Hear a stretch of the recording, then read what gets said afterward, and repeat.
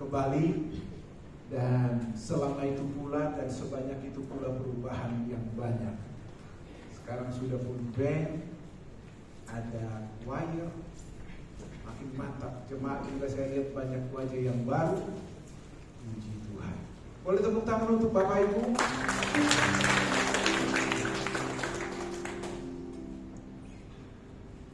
Hari ini saya lagi kurang fit, dan hanya doa saya bilang sama Tuhan, Tuhan biar aku selesaikan dulu pelayanan hari ini. Dan saya tidak setuju dengan pernyataan dari penyanyi legendaris Magic Jet yang berkata, lebih baik sakit gigi daripada sakit hati. Coba di-F.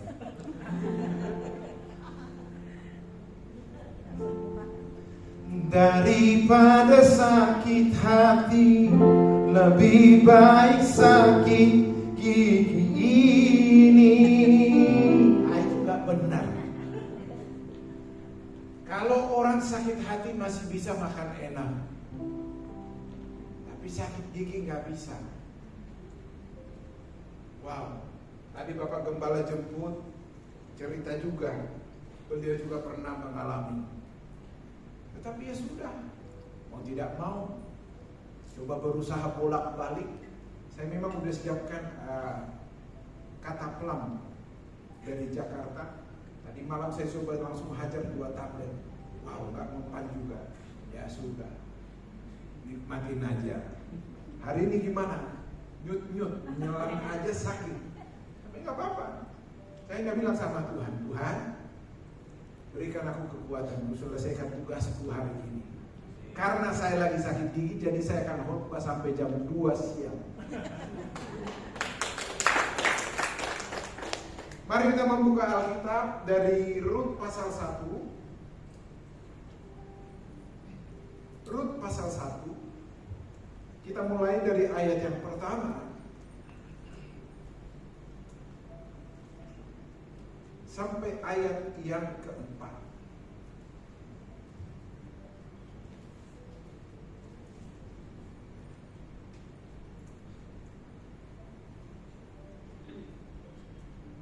Wow, tiba-tiba enak, mantap.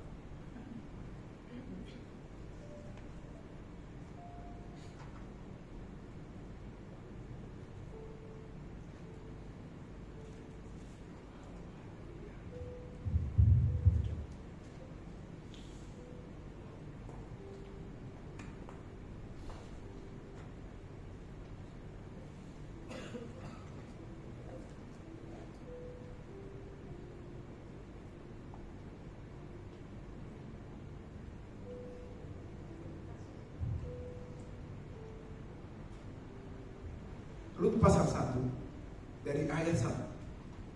Pada zaman para hakim memerintah ada kelaparan di tanah Israel.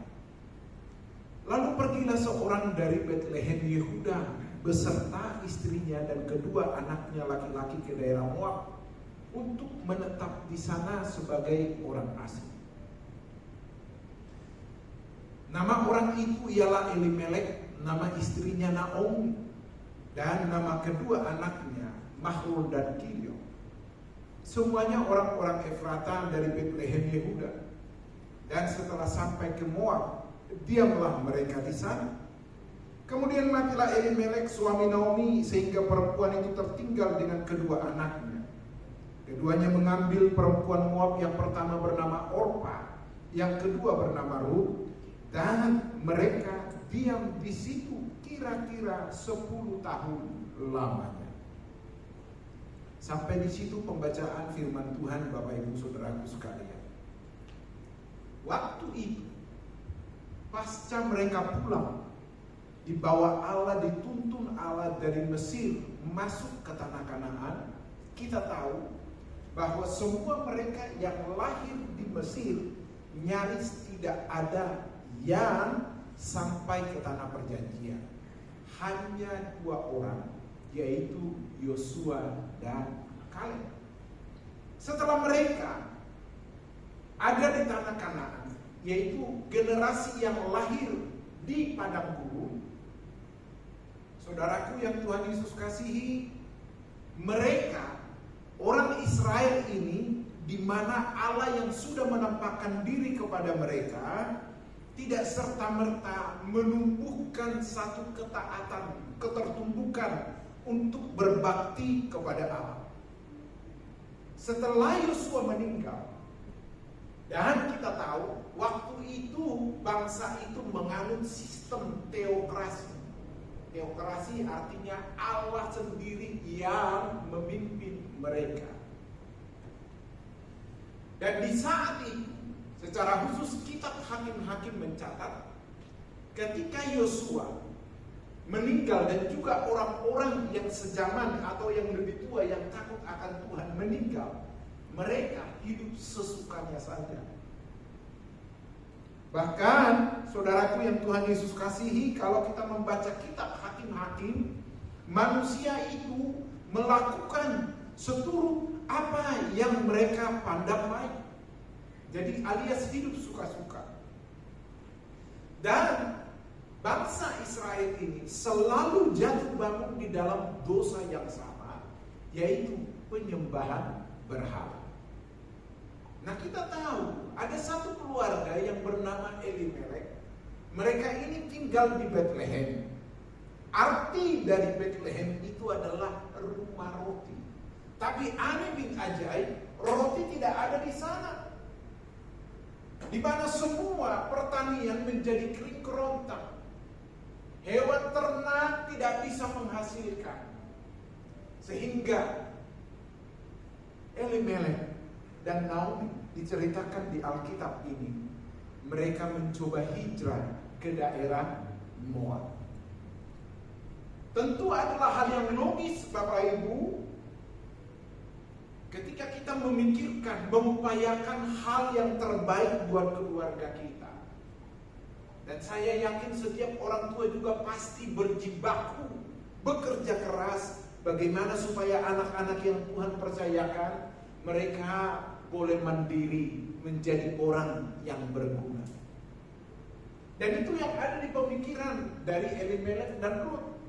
Namun ternyata kita tahu bahwa kesalahan atau keadaan yang susah bukanlah menjadi alasan untuk memberontak atau membelok tidak setia kepada Tuhan.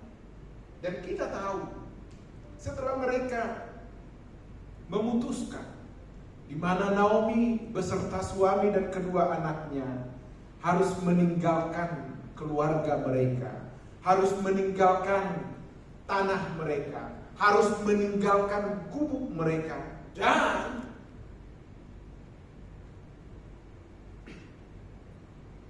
gereja di mana mereka berjemaah. Mereka harus tinggalkan ini. Bayangkan perjalanan dari Bethlehem menuju Moab. Waktu itu, wow, bukan hitungan jam.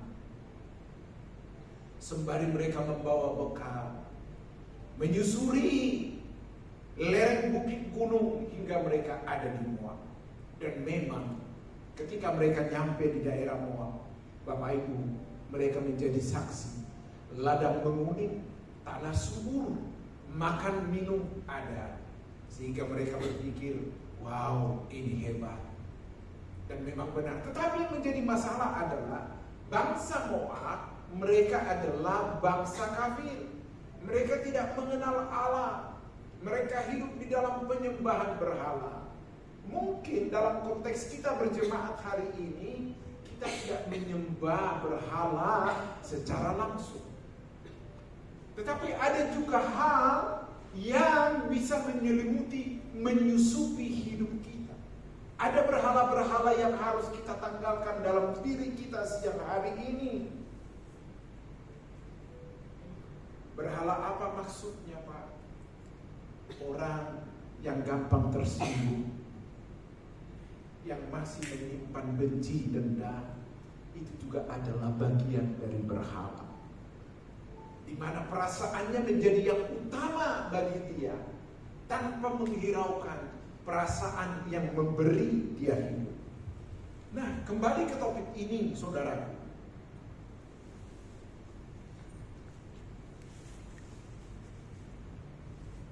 Bangsa itu jatuh bangun dalam pengkhianatan yang berulang-ulang, dalam penyembahan berhala. Dan inilah yang berimbas, menyulut kemerosotan moral dan keberimanan di Israel waktu itu. Dan sebagaimana saudaraku, di kitab Hakim-Hakim, setiap orang berbuat seenaknya saja. Dan atas perbuatan itu puncaknya hingga kelaparan melanda Betlehem. Biografi kehidupan dari Naomi sangat terperinci. Dia adalah berasal dari suku Yehuda di Betlehem bersama suami dan kedua anaknya. Alkitab tadi mencatat kira-kira 10 tahun. Berarti kita bisa bayangkan kedua putranya ini mereka ajak, yaitu dalam usia remaja atau mungkin pasca remaja. Tetapi saudara tahu, tidak begitu lama Naomi harus kehilangan belahan jiwanya, yaitu Elimelek. Dia terasing dari kaumnya. Dia hidup di negeri orang, di mana suaminya yang menjadi tempat curhatnya, tempat sandaran kepalanya. Dia berkeluh kesah dan tempat itu sudah nggak ada, alias meninggal. Dan ketika Elimelek meninggal, anak-anak ini besar karena tumbuh di daerah Moab. Mau tidak mau, mereka pun menikah dengan orang-orang Moab. Di antaranya adalah Orpa dan Rut. Alkitab ini begitu sistematis menjelaskan, ketika Mahlon dan Kilion menikah, mereka juga tidak memiliki keturunan Bapak Ibu. Dan Alkitab juga yang kita baca, Naomi juga kehilangan kedua putranya. Sempurna penderitaan Naomi. Di kehilangan suami, dia jauh dari kaumnya. Dia kehilangan kedua putranya. Dan nasib baik yang tadinya yang harus diharapkan menjadi dambaan, sirna seketika. Tetapi satu pelajaran penting yang bisa kita torehkan di hati dan pikiran kita siang hari ini Bapak Ibu, baik atau tidak baik keadaanmu, jangan pernah beranjak iman.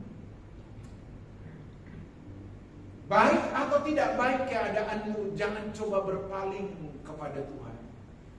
Pemazmur berkata, kemanakah aku dapat menjauhi roh-Mu ya Tuhan? Tak kala aku pergi ke tempat yang tinggi, Engkau juga ada di sana. Bahkan aku bersembunyi di liang kubur, Engkau pun ada di sana. Berarti kita tidak akan pernah bisa lepas dari Allah. Dan satu hal tanamkan dalam hati dan pikiran kita, kalau Allah yang menciptakan engkau dan aku, berarti Dia juga bertanggung jawab sepenuhnya atas kita. Setelah Naomi kehilangan suami juga kedua putranya yang menjadi tumpuan hidupnya di masa tua. Kedua putranya inilah menjadi harapan satu-satunya tak kala nanti Naomi rambutnya sudah mulai berubah menjadi sandaran pegangan hidupnya. Tapi ternyata itu pun sirna. Dan lihat, betul kesalahan itu harus ditanggung. Dan ingat, ketika orang Israel berbalik kepada Tuhan, Bapak Ibu kalau baca ayat-ayat selanjutnya, Naomi mendengar bahwa Tuhan telah memulihkan Betlehem. Setelah Tuhan memulihkan Betlehem, nyampelah kabar itu ke telinga Naomi. Di tengah kegundahannya, di tengah penderitaan yang dia alami, dia berpikir, aku akan balik ke kampung. Aku masih ada di sana kerabat. Dan aku biarlah mati di sana. Mungkin itu pilihan terakhir dari Naomi. Setelah kedua putranya meninggal, dia berketetapan untuk pulang kembali. Sebagaimana tema dari renungan, dari firman Tuhan yang saya sampaikan hari ini, memilih pulang kembali. Bapak Ibu, ketika Naomi sudah mengambil satu keputusan untuk pulang ke Israel, apa yang terjadi? Konon kedua menantunya ini, Orpa dan Rut, ngotot untuk ikut sama dia. Satu hal yang boleh kita simak untuk kita jadikan menjadi pelajaran dalam hidup kita, Bapak Ibu. Ingat, di tengah situasi sulit bagaimanapun, engkau harus menunjukkan identitasmu yang sesungguhnya. Ingat, bertuhan itu bukan hanya sekedar hayalan, tetapi bertuhan itu mengaku percaya kepada Allah, itu harus termanifestasikan dalam hidup kita setiap saat. Jangan mengaku bertuhan, mengaku percaya Tuhan Yesus, tapi sama tetangga gak baikan, sama iparnya benci. Nah, ini harus kita tanggalkan, Bapak Ibu Saudaraku sekalian. Dan ternyata Naomi yang malam ini, yang kehilangan suami dan kedua anaknya, ternyata kedua menantunya ini menjadi saksi yang tidak bisa dibantah bahwa ternyata Naomi adalah ibu mertua yang bisa menginspirasi. Kalau enggak, ketika kedua anaknya meninggal, Orpa dan Rut harusnya tanpa dikomando pun bisa langsung pulang ke rumah. Tetapi Rut dan Orpa memilih untuk tetap bersama. Setelah tidak bisa dicegah lagi apa yang terjadi, saudaraku yang Tuhan Yesus kasihi, Naomi pun tidak egois. Dia pun melihat, bahkan dia berkata, pulanglah anak-anakku ke rumah ibu, biarkan aku pulang. Ternyata Bapak Ibu, kesetiaan itu harus teruji oleh waktu. Orpa boleh berkata, janganlah menyuruh aku pulang, aku akan ikut engkau. Setelah mereka melangkahi setapak demi setapak, Naomi pun di balik nalurinya sebagai seorang ibu tetap menaruh kepedulian. Kasihan amat ini, anak-anak ini masih muda, dia masih tetap pulang. Dan ternyata di persimpangan itulah menjadi titik balik buat Orpa, di mana dia akan kembali kepada kaumnya. Dan Naomi pun berkata kepada Rut, menantunya itu, dia bilang, bukankah iparmu telah pulang? Ikutlah. Jangan bikin lagi bebanku tambah berat, kata Naomi. Tapi hebat, perempuan Moab ini yang bernama Rut, yang tidak mengenal Allah, dia berkata apa? Janganlah mengusir aku. Kemana engkau pergi, aku akan ada di situ. Di mana engkau tidur, aku akan tidur di situ. Bangsamu lah akan menjadi bangsaku, Allahmu lah yang akan menjadi Allah. Wow, Pak, Bu, ingat, bukankah pernah saya katakan di sini bahwa Tuhan berfirman kepada kita, kepada kamu dikaruniakan bukan hanya percaya, tetapi juga menderita. Tetapi perlu memang digarisbawahi, penderitaan ini adalah bukan karena keteledoran kesalahan kita, tapi kebenaran ini adalah karena berani memikul konsekuensi dari kebenaran. Makanya Alkitab berkata di Injil Matius, khotbah Tuhan Yesus di bukit, berbahagialah kamu yang menderita karena kebenaran, kamu disebut berbahagia. Jadi sangat cincai Bapak Ibu, kalau karena ulah kita, keteledoran kesalahan kita, orang menjadi tidak respect sama kita, itu logis. Bahkan hal yang sangat kontroversial, paradoks, ajaran kebenaran itu adalah Alkitablah yang mengajari kita untuk mengasihi semua orang, termasuk, tahu ayat itu? Sudah lulus Bapak Ibu melakukannya? Jangankan melakukan, Pak, kita lihat wajah musuh kita aja, nek kita. Betapa tidak mudah. Naomi, wow, kehilangan pegangan hidup. Suami dan anak dikuburkan di negeri orang. Bahkan yang saya paham, orang tua paling tidak rela kalau anak mendahulunya.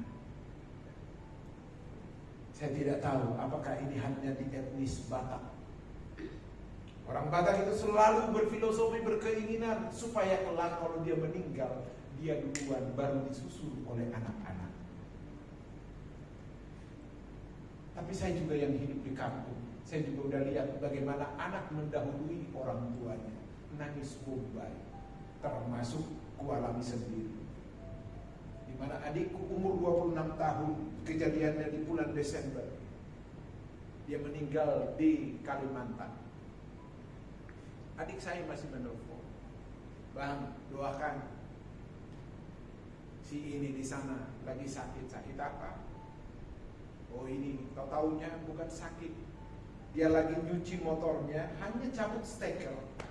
Dia korslet, gak ada mungkin yang lihat, ke pelanting udah lewat." Ya sudah. Dan harusnya Desember itu adalah menjadi momen kebahagiaan. Tapi tanggal 1 Januari saya harus menguburkan dia. Apakah Tuhan tidak baik? Tuhan tetap baik. Bahkan kalau boleh saya flashback ulang Bapak Ibu, coba ingat kembali siapa Bapak Ibu 30 tahun yang lalu. Siapa kita 10 tahun yang lalu. Siapa kita 40 tahun yang lalu. Punya apa kita. Tapi kalau sampai Tuhan percayakan ini dan itu, thanks God. Di keberhasilan anak-anak, usaha pekerjaan, harusnya itu tidak boleh menjadi nilai diri. Itu harusnya menjadi fasilitas supaya kita makin tahu diri dalam pengabdian kepada Tuhan. Maka walaupun beberapa minggu kemarin banjir melanda Bali, wow, mengerikan sekali. Itu belum mewakili keterpisahan dari Allah, saudara. Dan disitulah kita makin mawas diri. Ternyata senyaman-nyamannya hidup kita di dunia ini tidak ada artinya. Benarlah firman Tuhan, ini bukan hopeless, ini bukan pesimis. Ketika firman Tuhan berkata, asal ada makanan, pakaian, cukup. Ada deposito di bank, haleluya. Tapi kalau tidak ada pun, tidak usah jadi minder. Karena ketika kita meninggal, Tuhan gak tanya, kamu udah cairkan depositomu belum? Tidak. Tentu semua kita yang ada di sini pasti sudah pernah melayat orang yang kedukaan, atau mungkin sebagian dari keluarga kita ada yang mengalami kedukaan. Bapak Ibu perhatikan dengan seksama. Yang sudah terbujur kaku di peti mati itu bawa sesuatu? Tidak. Begitu juga dengan kita. Tetapi ingat, di balik berlalunya tubuh fisik ini ada yang harus kita persembahkan. Apa itu? Manusia rohani kita. Bagaimana kita mengidentifikasi bahwa progres dari pertumbuhan manusia rohani, manusia batinnya sedang bertumbuh dengan mantapnya, di mana kita lebih sabar menghadapi orang, di mana lebih banyak kita mengalah, mengelus dada, ya sudah, serah. Memang ketika mendengar ini di gereja seperti ini, kepala mangkuk-mangkuk. Nanti prakteknya, saudara. Nanti prakteknya. Nanti kalau misalnya pula secara khusus para orang tua kami, senior kami, gimana mereka dili? Rebutan enggak? Nah yang muda gimana? Ini ada fasilitas, udah naik lift aja. Bukannya nggak boleh, boleh. Tapi dari situ loh kita menunjukkan kedewasaan kita. Aku Tuhan masih muda, kubiarkan itu buat para orang tua kami. Haleluya. Dan konon liftnya keren ya. Baru ini saya injak itu. Tapi untuk mengecek barang itu saya dipercaya Bapak Gembala. Dia telepon, kebetulan yang itu di daerah Keranggan, Bekasi. Mas Bardi tolong dicek ini. Siap Om, saya bilang. Ya, ternyata ya sudah, mantap. Begitu kita masuk, wih, kayak di mall bintang 5. Karena ada instrumen. Wow, tentu semua yang diupayakan gereja ini bukanlah menaikkan bendera gembala sidang. Bendera yang harus dinaikkan adalah harus bendera Tuhan. Supaya kelak tiba waktunya setiap kita Tuhan panggil, ketemu di sorga. Hanya itu kan Bapak Ibu.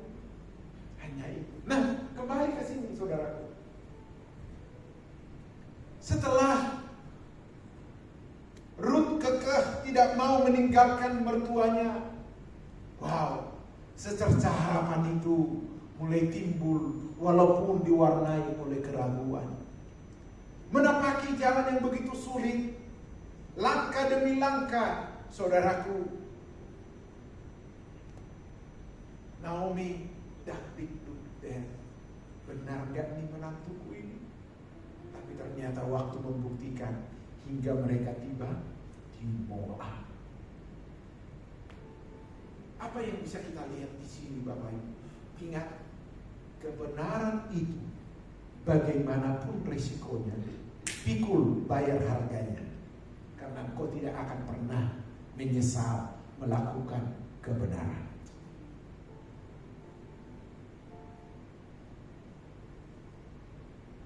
Sebagian Bapak Ibu sebagai suami istri, ingat, itu menjadi lingkup utama bagaimana kita menghidupi kebenaran. Menghidupi firman Tuhan itu. Ketika Tuhan menyapa suami, hai suami, kasihilah istri. Jangan ibu-ibu yang jawab. Firman Tuhan itu jelas menyapa suami, hai suami, kasihilah. Coba yang hadir di sini gak ada campuran, alias suami istri, coba katakan.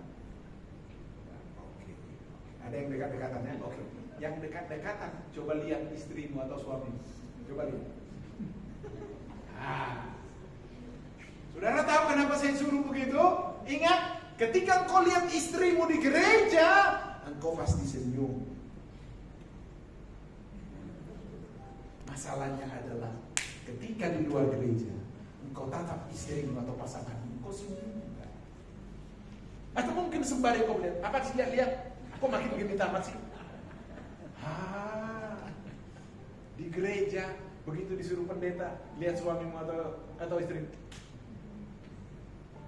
Nah, Bapak Ibu, kita harus tumbuh kembangkan di situ. Suami kasihi istrimu.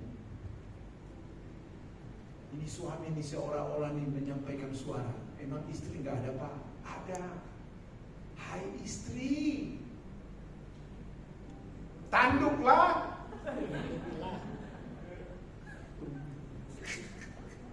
Yang benarnya gimana? Lo kok tiba-tiba gak ngerti bahasa Indonesia? Hai istri. Kelihatan memang dari tatapan itu engkau melawan. Gak mudah memang. Hai istri, tunduklah kepada suami. Habis kalau suami saya gak benar, Pak, gimana masa kita tunduk? Sebelum ekspresimu itu, actionmu itu, episode itu, sudah ada episode berikutnya. Sebelumnya, yaitu apa? Engkau telah berjanji di hadapan Tuhan, menerima dia dalam suka dan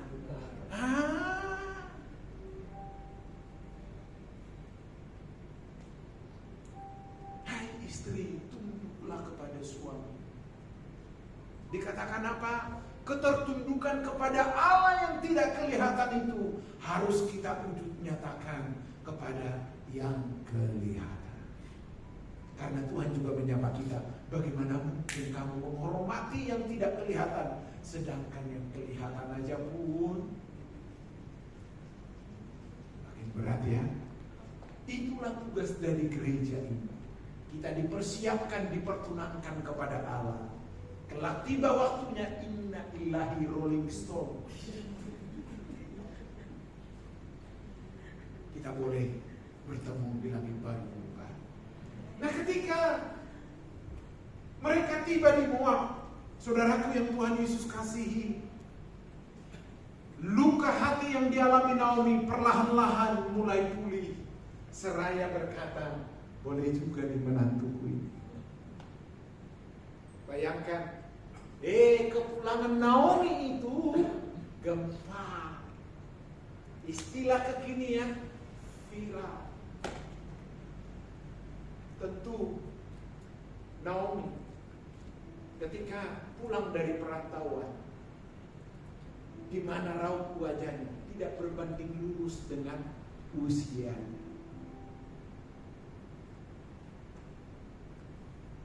Ada orang usianya masih belum tergolong tua, tapi wajahnya poros. Sama seperti saya, bermutu. You know bermutu?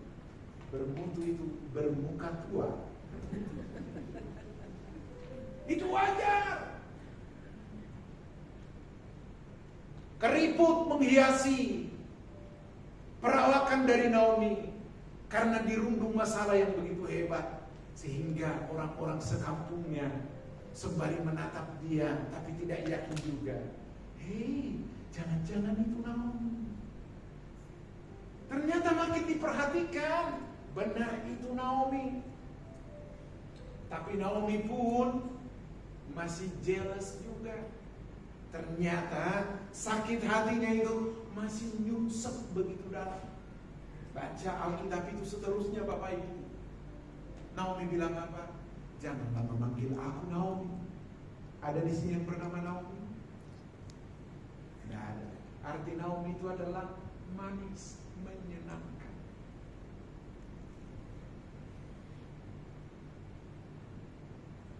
Makanya orang tua kalau bikin nama itu harus dipikir. Mau bikin nama apa buat anaknya, jangan asal. Dulu katanya konon di daerah saya, orang Batak itu pas lahiran dilihat apa, itu jadi nama. Saya termasuk orang yang bersyukur. Saya asli lahir di kampung, tapi namaku Sutardi Firdaus Nababan. Aneh juga itu nama-nama itu.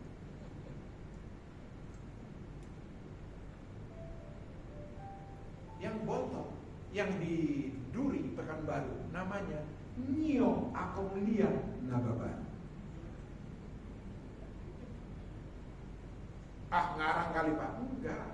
Di bawah saya namanya Lining Nababan. Lahir di kampung. Yang di Kalimantan namanya Margono.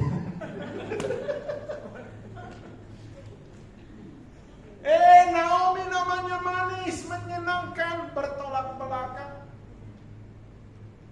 Naomi bilang begini, meresponi tatapan dari yang melihatnya, atau mungkin dia dengar bisikan ibu-ibu yang menyaksikan dia.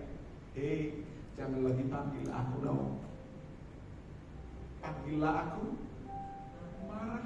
Marah itu artinya pahit. Sebab tangan Tuhan telah terancung untuk memberikan saya hukuman, kata Naomi. Bapak Ibu, Alkitab ini terus menggambarkan kepada kita, sejauh kita mampu sadar berbalik dan bertobat, Allah itu pasti menerima kita. Itu yang dituliskan di Garanti. Jikalau engkau mengaku dosamu, maka Tuhan mengampuni kita. Tetapi masalahnya adalah, ingat, jangan lebih gampang terbuka sama Tuhan daripada sesama. Loh, gimana sih Pak? Pak, Bu, jemaat Tuhan, coba jujur, engkau lebih terbuka ke Tuhan atau kepada sesamamu? Kepada Tuhan lah ya. Kita buka semuanya kan? Ikatan di bagaimanapun tetap kita buka, oh Tuhan aku begini. Terus kepada sesama gimana? Ada yang disortir? Ada yang diedit? Senyummu itu pengakuan. Tapi saya berpikir, harusnya Bapak Ibu, ke manusia kita harus terbuka. Kalaupun atas informasi itu kesalahan kita itu, kita menjadi rendah di matanya, atau mungkin kita tidak dihargai, paling banter 70 tahun. Kalau kuat 80 tahun. Ya, tapi seringkali kita hanya menjaga reputasi nama baik kita di depan sesama. Kita lupa untuk menjaga hati dan perasaan Allah yang telah rela mengorbankan apapun demi kita. Jadi saya berharap jemaat GSKI Petra Bali ini,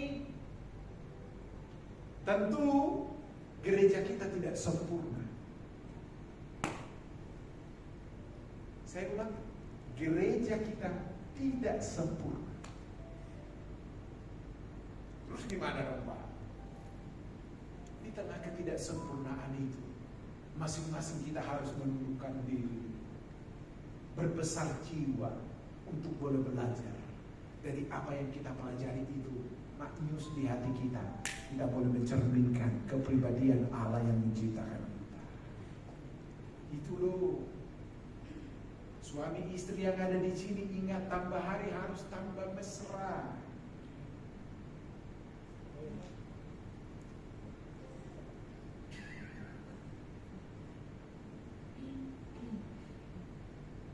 Serius, harus bertambah mesra. Ingat, bersyukur Bapak Ibu yang Tuhan karuniakan ada punya anak 1, 2 atau lebih. Tapi ingat, ketika memang kehadiran anak-anak, wow, membelah kebisuan, kesunyian dalam rumah, ada gelak tawa canda. Tetapi ingat, ketika mereka tumbuh dewasa, bahkan mandiri, engkau pasti akan ditinggalkan. Yang tinggal hanya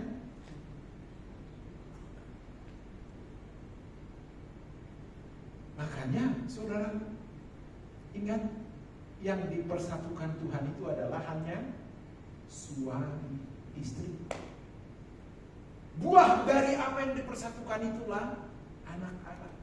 Makanya Bapak Ibu, ketika saya melayani pelayanan pemakaman, wow, kalau itu kehilangan istri, kehilangan suami, wah itu beda. Kehilangan orang tua bagi anak-anak itu juga menyakitkan. Kehilangan saudara kandung juga, orang-orang yang kita sayangi juga menyakitkan. Tapi saya ingatkan dari tempat ini, ingat, kehilangan pasangan hidup itu jauh lebih menyakitkan. Terus gimana dong Pak? Engkau juga tidak boleh larut dalam kesedihan itu. Bukankah Allah berkata, setiap manusia itu memiliki hak untuk hidup dan punya juga hak untuk kembali atau berpulang. Seraya kita mengutip pernyataan dari Ayub, setelah ia melakoni menjalani kehidupannya, Ayub yang berkata, Tuhan yang memberi, Tuhan yang mengambil, terpujilah Tuhan. Wow, saya perhatikan Bapak Ibu makin manggut-manggut. Semakin seringnya kau manggut-manggut, semakin banyak tugasmu.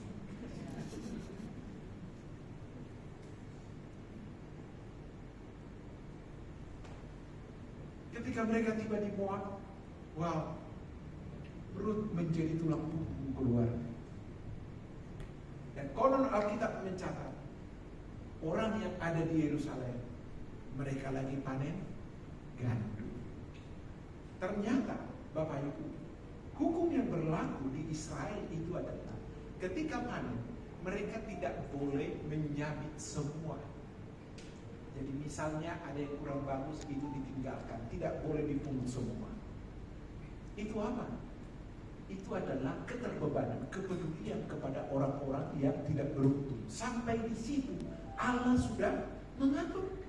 Sehingga atas dasar itu, kebiasaan itu, Ruth tentu atas persetujuan dari mertuanya, kamu ikutlah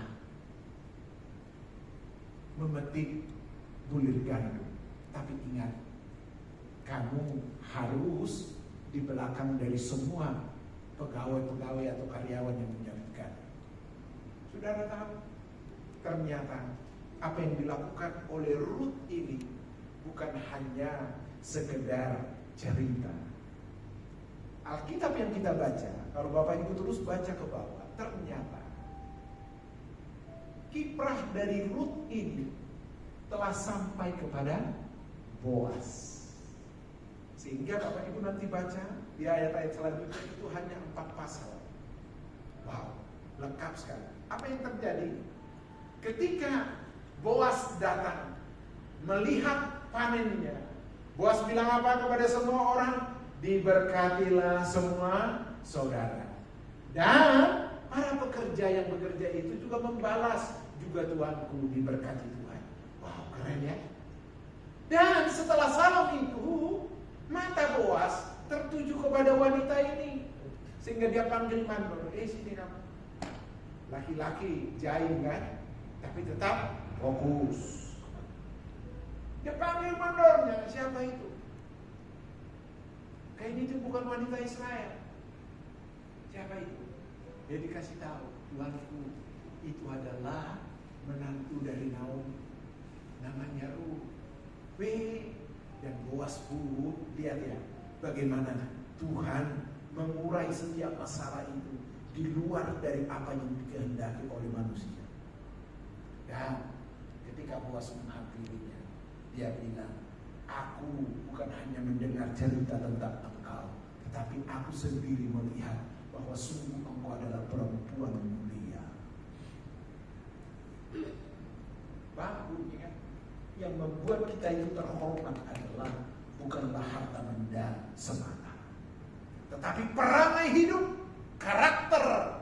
Ini juga adalah membuat kita menjadi terhormat. Pernah saya katakan di sini adalah moto hidup saya. Moto hidup saya itu adalah biar miskin tapi sombong.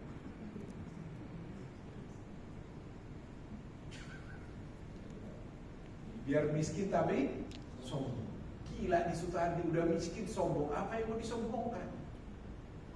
Tapi saya di situ memiliki satu pemahaman. Bagaimanapun keadaanku, aku pun tidak boleh dijengkal orang. Harus tetap punya harga diri. Karena Allah yang menciptakan kita adalah sama. Ketika Boas berkata, ternyata aku tidak hanya dengar cerita, dan memang engkau adalah perempuan mulia.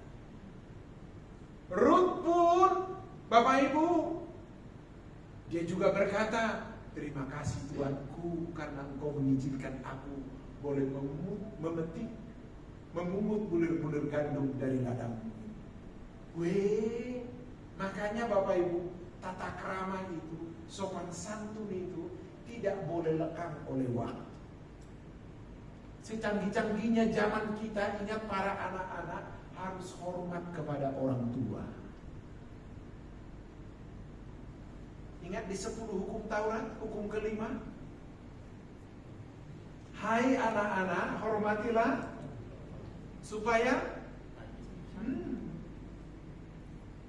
tapi Pak, orang tua saya begini. Ini saya mau kasih tahu, memang kita gak bisa memilih orang tua. Atau mungkin juga engkau menatap saya, tapi saya juga Pak gak minta dilahirkan. Yes, engkau memang tidak minta dilahirkan. Tapi ketika Tuhan izinkan engkau hadir ada di dunia ini, Papa Mama lah yang berjuang, mati-matian bertarung mengasihimu, menyayangimu hingga engkau dewasa. Hormati orang tuamu biar lanjut umurmu, kata Tuhan. Dan apa yang terjadi ketika Ruth menunjukkan kelasnya, sekalipun ia tidak mengenal Tuhan, tetapi lihat, sebelum ia dibawa di Moab, ternyata dia udah mengucapkan kalimat syahadat. Apa itu? Tadi Bapak Ibu dengar, simak apa yang saya katakan. Bangsamulah menjadi bangsa, Allahmulah menjadi Allah. Wow. Makanya kita sebagai orang tua jangan hanya ngomel, Pak, Bu. Memang gak boleh, Pak? Boleh.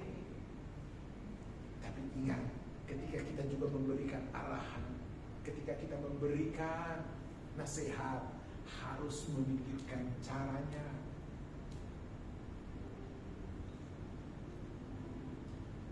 Dan ketika dilanjutkan terus perjuangan itu, apa yang terjadi, saudara? Ruth bukan cuma hanya dibebaskan untuk memungut bulir gandum. Boas pun berkata, kamu kalau haus, kamu boleh langsung minum dari tempayan itu. Lihat bagaimana. Kalau Allah sudah memulai, Tuhan menyertai. Saking mantapnya, Bapak Ibu juga menikmati firman Tuhan ini. Saya pun lupa bahwa saya ini lagi sakit gigi. Saudara tahu, tadi agak saya dulu, ternyata pecah di dalam. Saya coba lihat berdarah, udah saya telan aja.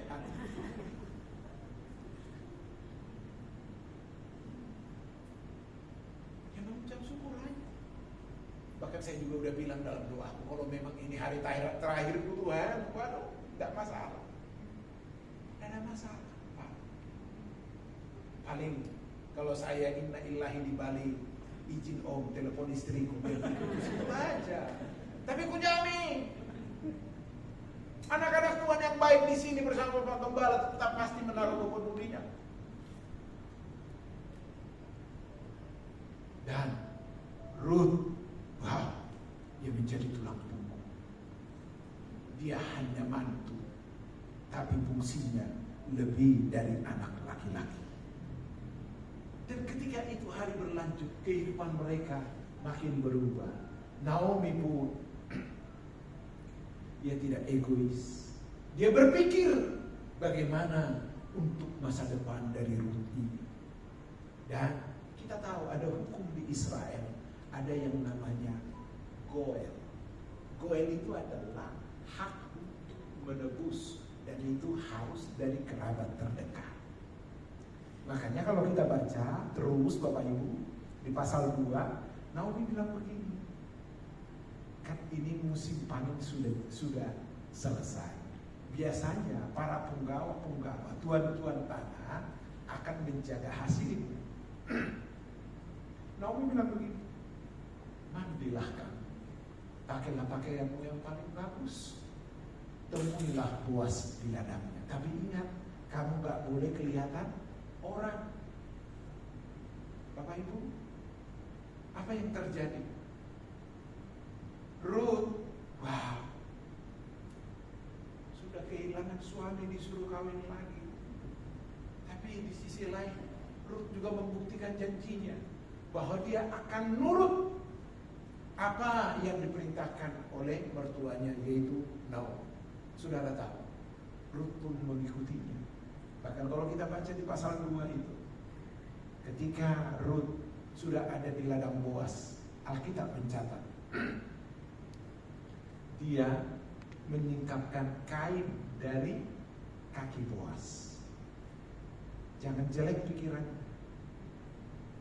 Alkitab mencatat ketika itu disisihkan kain dari kaki Boas. Saudara tahu, Alkitab yang saya baca itu, nanti Bapak Ibu baca ulang.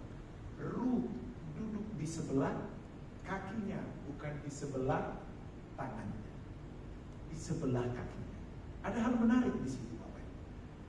Ketika Ruth tidur di samping dari kaki Boas, apa yang terjadi? Itu kan ladang, kebun. Senyenyak-nyenyaknya orang tidur, kalau sudah tersingkap selimut dari kakinya, pasti dia akan kedinginan. Dan itu menjadi alarm buat Boas. Dia tersadar, loh tadinya saya pakai selimut, kok sekarang agak dingin ini. Boas tersadar. Dia kaget. Kok ada Ruth? Alkitab mencatat bilang apa? Siapakah engkau? Ruth bilang begini, aku ini adalah hamba. Apa di situ? Bapak Ibu, perhatikan. bagaimana Tuhan bekerja atas kemelut hidup Naomi. Dan ketika Boaz terjaga, Rut mengaku, aku ini adalah hamba. Bahkan sudah diajari mertuanya, bilang bahwa Boaz juga adalah salah satu kerabat yang berhak boleh menebus kita. Bahkan Boaz pun berjanji. Bapak Ibu baca di pasal berikutnya. Dan Boaz bilang begini, aku akan memenuhi permintaan dan besok akan kukerjakan segera. Namun sebelum itu kulakukan, masih ada satu saudara lagi yang lebih dekat yang akan menebus kamu. Kalau dia menebus kamu, baiklah. Bapak Ibu, pagi-pagi Boaz langsung ke pintu gerbang. Ingat, pintu gerbang itu bukan hanya menjadi akses, tetapi itu semacam balai desa, menjadi ruang pertemuan. Nah, ketika Boaz ada di situ sudah mulai melihat tua-tua Israel. Dan ingat, untuk memutuskan satu perkara harus ada saksi. Dan apa yang terjadi? Boaz berencana untuk membawa masalahnya itu ke tua-tua di situ. Dan ketika Boaz sudah ada, tibalah kerabat yang lebih berhak itu. Ketika Boaz berkata, "Shalom saudaraku." "Ya shalom, duduklah, ada yang mau kusampaikan." "Apa itu?" Naomi kan udah pulang. Kan kamu yang lebih dekat untuk menebus dia. Menjadi apa yang menjadi tanahnya itu miliknya Naomi harus kamu tebus. Dasar nih satu nih, juragan ini. Mungkin dipikirnya, ya sudah gak apa-apa, ku tebus itu kebun dan tanahnya, sia-sia. Tapi Boaz bilang begini, tapi maaf saudaraku, bukan cuma harta benda dari Naomi, termasuk juga jandanya Mahlon itu, yaitu Rut, harus kau ambil juga, supaya ada yang meneruskan keturunan bagi mereka. Yang bertanggung jawab ini bilang begini, sorry kalau begitu saya gak mau, kamu aja dah. Serius, kata Boaz. Ya, akhirnya Boaz. Dan di sana Bapak Ibu, ada hukum di mana kerabat dekat bertanggung jawab atas keterpurukan dari satu keluarga. Hebat ya, hukum Israel itu ya waktu itu ya, sampai diatur demikian. Jadi ada yang kesusahan, keluarganya harus bertanggung jawab. Tapi jangan melepaskan tanggung jawab kita. Wah, itu hari Pak Sutardi ngajarin begini nih. Ini saya susah nih, saya datang ke keluarga saya ini. Jangan aja mumpung. Lakukan juga tanggung jawab kita. Udah kerja keras perlu. Haleluya. Kenapa yang terjadi? Saudara, ketika itu diputuskan, ingat, nanti baca di kitab Rut itu. Stempel waktu itu yang berlaku bukan stempel hari ini. Tapi pengesahan dari setiap keputusan itu adalah mereka harus melepaskan sebelah kasut. Itu menjadi bukti penyerahan. Hebat ya, luar biasa. Belum ada stempel, tapi waktu itu sudah ada menjadi stempel, di mana orang yang menyerahkan itu melepaskan kasutnya sebelah, dikasih kepada yang menerima. Dan apa yang terjadi? Mungkin Rut sama Naomi dari jauh berdegup jantungnya. Waduh, ini gimana? Ternyata kalau Tuhan bekerja sempurna, apa yang terjadi? Boaz menebus mereka dan memperistri Rut. Saudara tahu, Alkitab mencatat, setelah Rut diambil menjadi istri Boaz, lahirlah satu anak yang kita kenal, namanya siapa? Obed. Saudara tahu siapa Obed itu? Dia adalah ayahnya Isa. Siapa yang memperanakan Daud? Isa. Wow, saudara tahu, dari orang yang tidak mengenal Tuhan, bukan orang Israel, lihat bagaimana kasih Tuhan itu atas semua orang. Bukankah engkau dan aku bukan orang Israel? Tetapi karena kasih Tuhan, belas kasihannya, menerima kita apa adanya. Rut orang yang tidak mengenal Tuhan, tetapi dia juga menjadi nenek buyut. Bahkan dia berperang. Dan apa yang terjadi? Di ayat itu Bapak Ibu, orang bilang begini sama Naomi. Wow, berbahagialah engkau ya, punya mantu itu lebih dari 7 anak laki-laki. Yang saya mau katakan di situ Bapak Ibu, kalau kita keliru, jangan malu untuk pulang, jangan malu untuk berbagi. Sekalipun orang mencibir, ingat hidupmu bukanlah ditentukan oleh cibiran ocehan orang, tapi hidupku adalah sepenuhnya ada di tangan Tuhan. Dia yang memegang kendali kita. Wah, ini udah 2:30 waktu Indonesia bagian timur. Benar kan? Nah, sekarang 1:30, kalau di Irian ini udah 2:30. Nah, sedikit lagi saudara-saudara.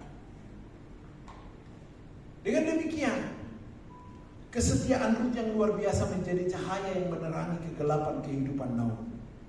Kisah ini tentu mencerahi, menginspirasi hati dari setiap kita Bapak Ibu Saudaraku sekalian, bahwa kesetiaan, kepedulian, belas kasihan dikala menghadapi kesukaran menjadi cerminan dari kasih Kristus Yesus Tuhan kita yang tidak pernah terlambat. Kesetiaan Rut bukan hanya sekedar meringankan beban kehidupan Naomi, melainkan membuka jalan baru demi pemulihan hidup hingga di keabadian. Bapak Ibu, jangan pernah merasa hidup dalam kesendirian dan ditinggalkan oleh Allah. Ingat, ada Allah Immanuel. Happy Sunday, Tuhan memberkati.